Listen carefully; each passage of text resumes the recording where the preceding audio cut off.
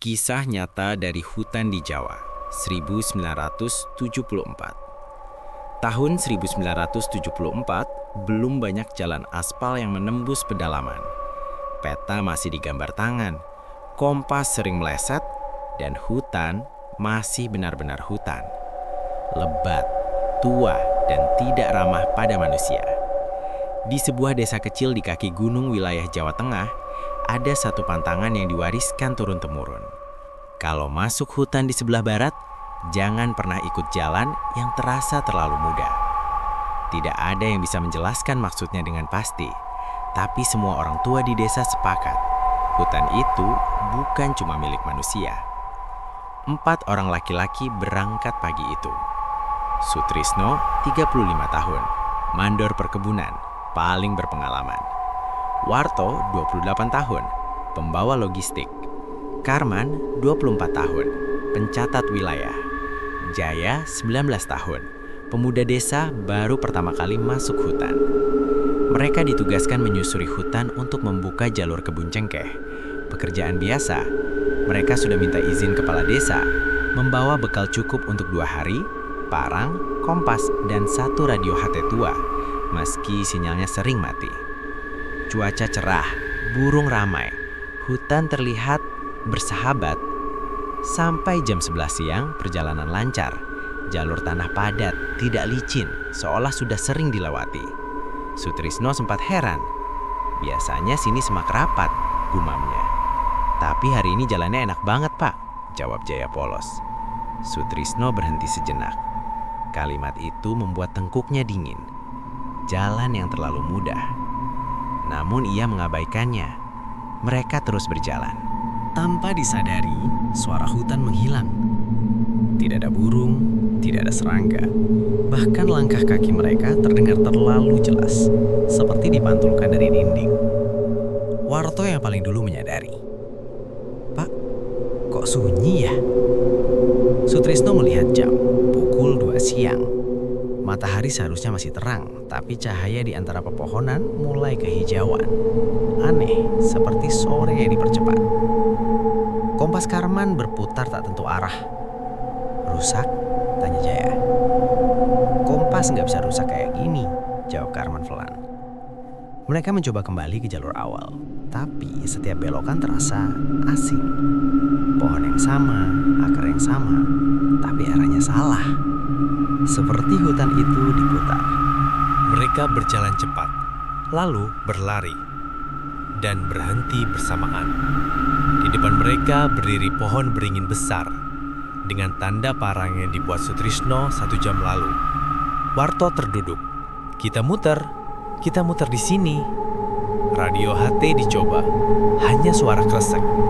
Lalu suara nafas, bukan nafas mereka. Dari radio terdengar lirih, pulang, pulang. Jaya menangis. Karman membanting radio itu ke tanah. Sejak saat itu, bau tanah basah bercampur bangkai mulai terasa. Padahal tidak hujan, tidak ada bangkai. Sutrisno memutuskan bermalam. Mereka membuat api unggun kecil. Api menyala, tapi tidak menghangatkan. Di luar lingkar cahaya api, ada bayangan yang tidak mau diam.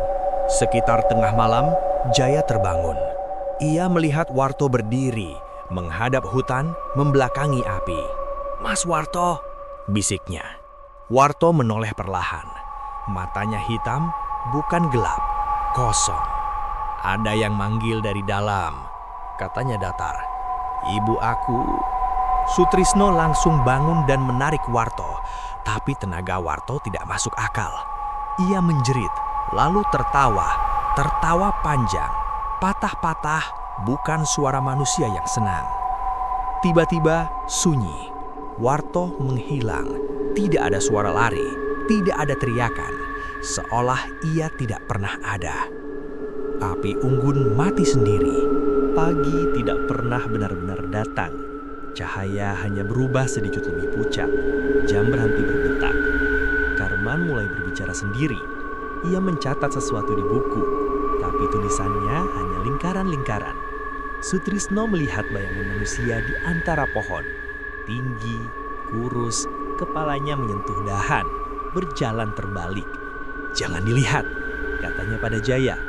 Tapi Jaya sudah melihat. Siang itu, Karman menyusul Warto. Ia berjalan ke semak sambil tersenyum, berkata, "Sudah selesai dicatat, tidak pernah kembali." Tersisa Sutrisno dan Jaya. Mereka berjalan tanpa arah, tanpa rasa lapar. Hutan kini terlalu rapi, pohon berjajar seperti barisan. Di kejauhan, mereka melihat rumah panggung tua. Lampunya menyala. Jaya berlari, Sutrisno berteriak agar berhenti. Terlambat. Di depan rumah itu, Jaya berhenti. Tubuhnya kaku. Di teras berdiri 4 orang. Warto, Karman, dan 2 sosok lain yang wajahnya tidak selesai terbentuk. Mereka menoleh bersamaan ke arah Sutrisno dan tersenyum.